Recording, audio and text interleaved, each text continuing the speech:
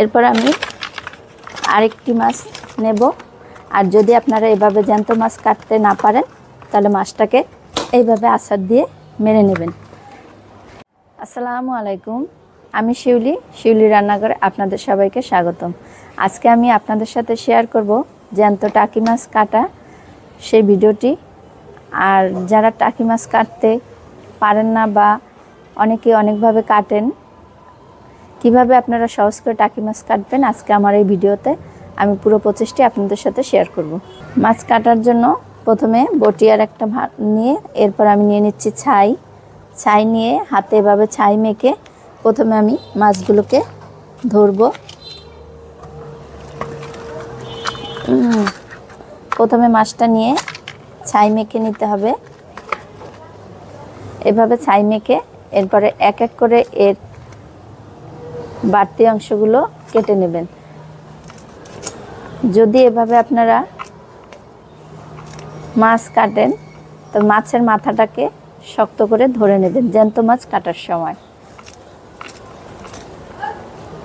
এক এক করে পিছের সামনে এটার এই বুকের সব জায়গাটা কেটে নিলাম। এবার আঁশটাকে নিচ থেকে উপর দিকে টান দেব।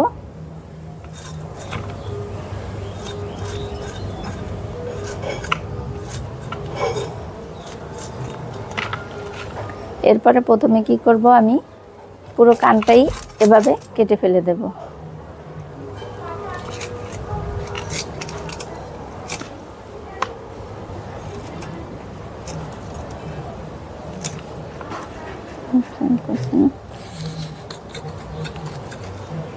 এই যে দেখুন,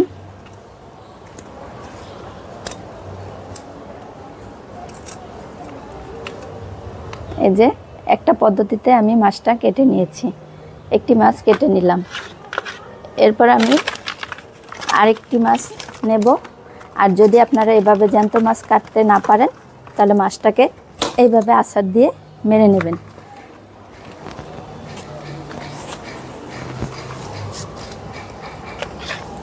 মাছটা একটা আচার দিয়ে বা অথবা একটা লাঠি দিয়ে বাড়ি দিলে দেখবেন এভাবে মরে যাবে। এরপরে এরাও বাড়তি অংশগুলো কেটে নেব।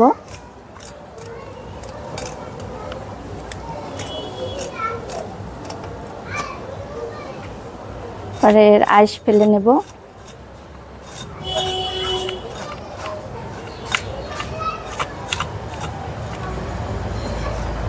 এরপরে কান এভাবে বড় মাছ হলে এভাবে কান ভেঙে নিতে পারেন। এরপরে মুখটাকে হা করে প্রথমে নিচের অংশ, পরে উপরের অংশ, এরপরে লেজা কেটে নিচ্ছি। এরপর এটাকে এভাবে মাছ দিয়ে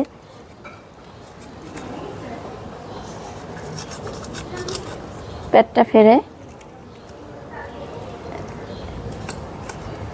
এর ভিতরের ময়লাটা বের করে নেব। যদি বড় হয় মাঝখান দিয়ে এভাবে ভাগ করেও নিতে পারেন। এই যে আমি দুটি মাছ দুইটি পদ্ধতিতে কেটে দেখালাম। এবার চাইলে এর ভিতরে ফুলগুলোকেও এভাবে টান দিয়ে বাইর করে নেবেন। এভাবে আমি বাকি মাছগুলো কেটে নেব। এই যে দেখুন, আমি সব মাছগুলো কেটে পরিষ্কার করে ধুয়ে নিয়েছি। লেবু ও লবণ দিয়ে ভালো করে খোঁচে একদম রান্নার উপযুক্ত করে ধুয়ে নিয়েছি। আর এরকম আরও মাছ কাটার ভিডিও পেতে হলে আমার চ্যানেলটি সাবস্ক্রাইব করে পাশে থাকবেন। অনেক মাছ কাটার ভিডিও আমার এই চ্যানেলে আছে। আপনারা যারা মাছ কাটতে ভয় পান, মাছ কাটতে পারেন না, তারা চাইলে ভিডিওগুলো দেখে নিতে পারেন। আর এখানে আজকের মতো বিদায় নিচ্ছি। আসসালামু আলাইকুম।